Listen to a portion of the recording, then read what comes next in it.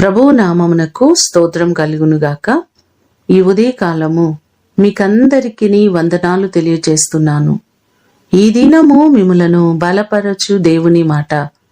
యెహోవా యందు భయభక్తులు కలిగి ఉండుట దీర్ఘాయువునకు కారణము.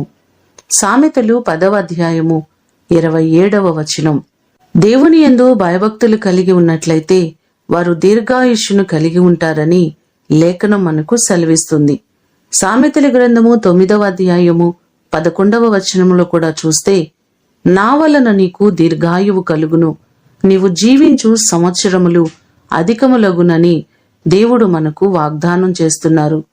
మన ఆయుష్కాలమంతయు క్షేమముగాను సౌఖ్యముగాను మనము జీవించాలంటే తప్పకుండా భగవంతుని యందు భయభక్తులు కలిగి ఉండాలి.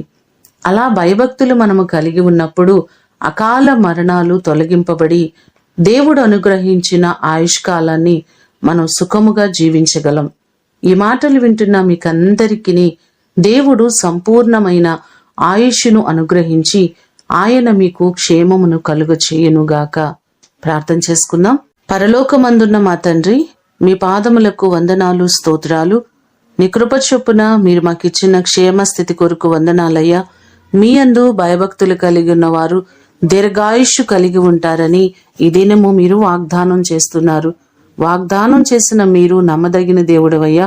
కొన్ని కుటుంబాల్లో యవన బిడ్డలు ప్రభువా వారి జీవితాలు ముగించిన వారు, ప్రయాణాలలో ప్రభువా అయా చనిపోతున్న వారు ఉన్నారు ప్రభువా. ప్రతి వారిని మీరు జ్ఞాపకం చేసుకోండి.